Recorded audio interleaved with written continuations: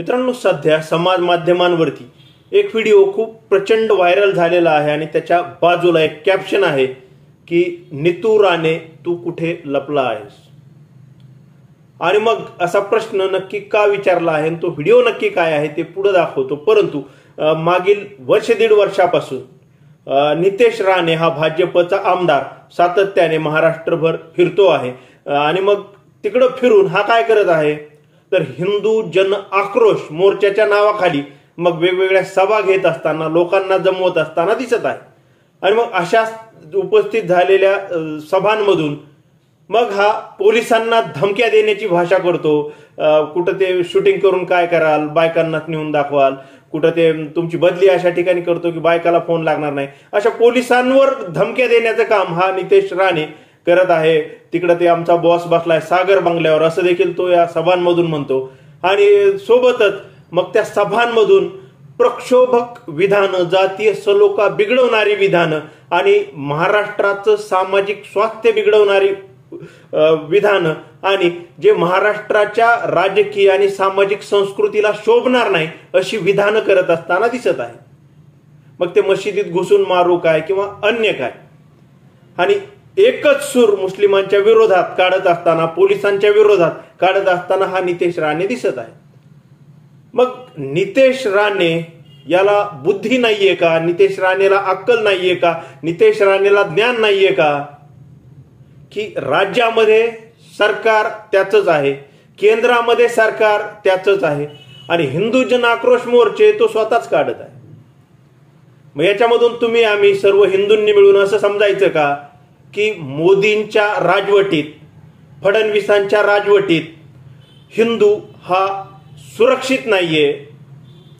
आम्ही दुसरं असं समजायचं का की मोदींच्या राजवटीत, फडणवीसांच्या राजवटीत हिंदूंना संरक्षण ते देऊ शकत नाही? मग ह्या दोघांच्या राजवटीत असं समजायचं का की हिंदूंवरती अनन्वित अत्याचार होत आहेत? मग असं देखील समजायचं का की मोदी आणि फडणवीसांच्या राजवटीत हिंदूंवर जे अन्याय होत आहेत तर त्या अन्यायाकडे हे मुख गिळून शांत बसलेले आहेत मोदी आणि फडणवीस, हे हिंदूंचं भलं करू शकत नाहीत असं आम्ही समजायचं का? असे अनेक प्रश्न उपस्थित होतात आणि मग तो स्वतःच गब्बर बनवून फिरतो कुठं काय। आता त्याच्यावर लय वेगळी टीका होती, इथं थोडे काही प्रतिबंध माझ्यावर पडलेत नसता मग, पण तरीही आपण तो व्हिडिओ जो प्रचंड व्हायरल झालेला आहे तो पाहूया आणि नंतर मी सांगणार आहे की भविष्यात या नितेशचा किरीट होणार आहे आणि नंतर व्हिडिओ संपवणार आहे। चला पुरावा पाहूया।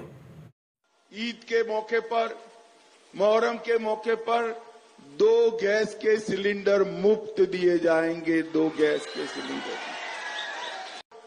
2 गैस के सिलेंडर मुफ्त दिए जाएंगे।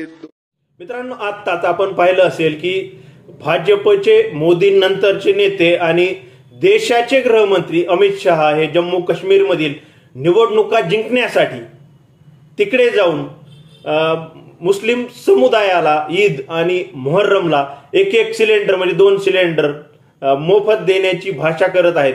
एकीकडे मोदी म्हणतात की मुफ्तखोरी, रेवडी कल्चर आणि मोफत काहीच दिलं नाही पाहिजे। दुसरीकडे हा नीतू राणे हा इकडे हिंदू जन आक्रोश मोर्चे काढीत आहे आणि तिकडे त्यांचाच नेतावरती मुस्लिमांचं लांगुल चालन करण्यासाठी तेच विरोधकांवर टीका करत असतात की मुस्लिमांचं लांगुल चालन। तर आता भाजपला सुद्धा गरज पडली आहे की मुस्लिमांचं लांगुल चालन त्यांच्याच भाषेत करण्यासाठी ते तिकडं असं मुफ्त द्यायचं घोषणा केलेली आहे।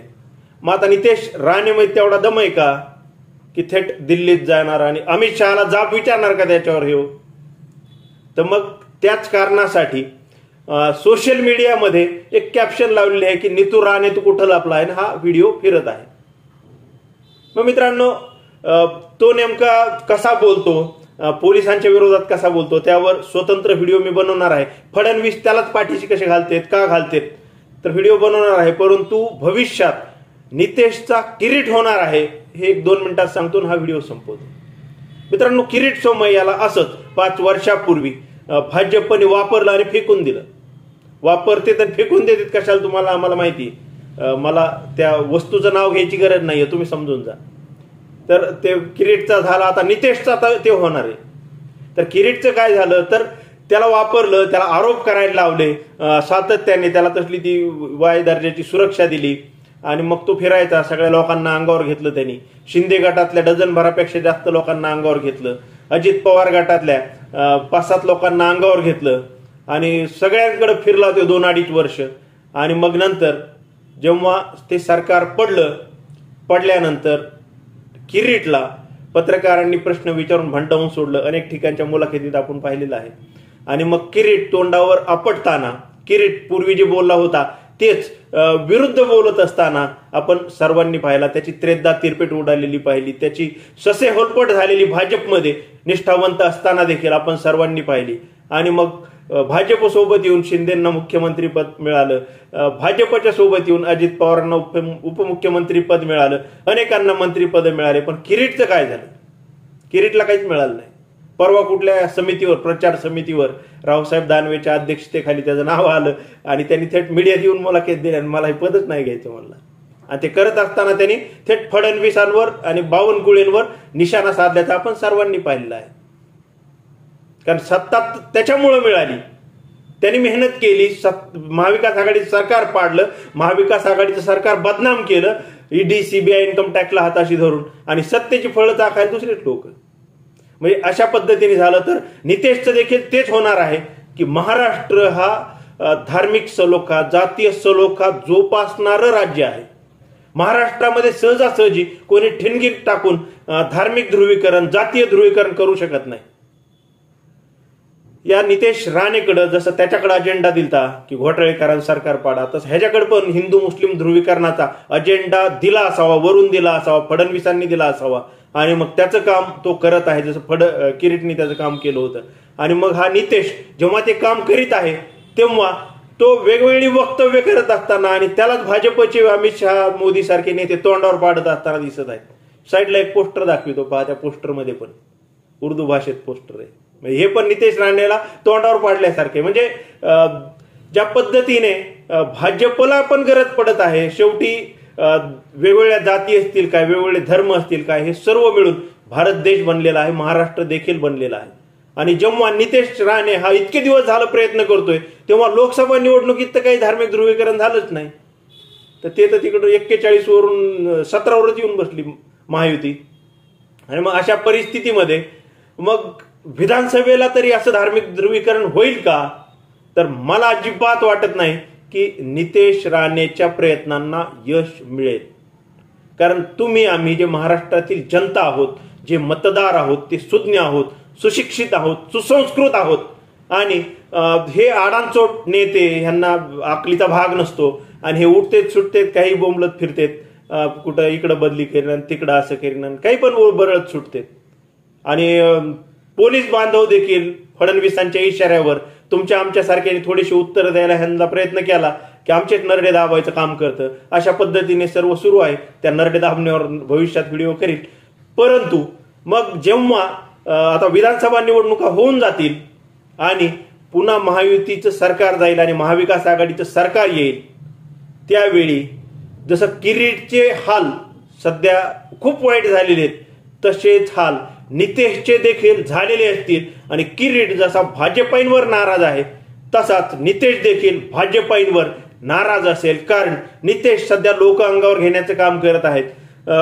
आता सध्या एक मोर्चा तिकडे मुंबईकडे खूप मोठ्या मुस्लिम बांधवांचा गेलेला आहे. तिकडे परभणीमधून एक कॉल रेकॉर्डिंग खूप व्हायरल झाली होती नितेशला बोललेली, आणि खूप बेकार होतं ते. त्यानंतर हाजी आराफात तर काय काय म्हणला, डॅनी बटलर कुठं काय ते मी विचारित नाही, असं इत्तीशी. आता ते तुम्ही कळून घेतलं असेल, तुम्ही पाहिला असेल हाजी आराफातचा ते बेंडकुळ जैसे तोंड का बेंडकुळी सारख्या तोंडाचा, असं ते परभणीच्या व्हिडिओमध्ये होतं. म्हणजे असं माणसं अंगावर घ्यायचं काम नितेश करतोय. आणि त्याला जर भविष्यात सरकार गेलं आणि त्याला फळं कुठल्याही चाखायला मिळाली नाही, त्याच्या मेहनतीला फळ मिळालं नाही, तर हा देखील पुन्हा भाजपवरच, फडणवीसांवरच किरीट सारखं तोंडसुख घ्यायला मोकळा होणार आहे. मित्रांनो, मी जे 2 मुद्दे मांडले की सुरुवातीला नितेश कुठे लपलेला आहे सोशल मीडिया, आणि दुसरं की भविष्यात नितेशचा किरीट होणार, या दोन्ही मुद्द्यांविषयी मी मांडलेल्या सर्व गोष्टींविषयी तुमचं नक्की काय मत आहे कमेंट करून नक्की सांगा. आजच्या पुरतं एवढं थांबतो. धन्यवाद.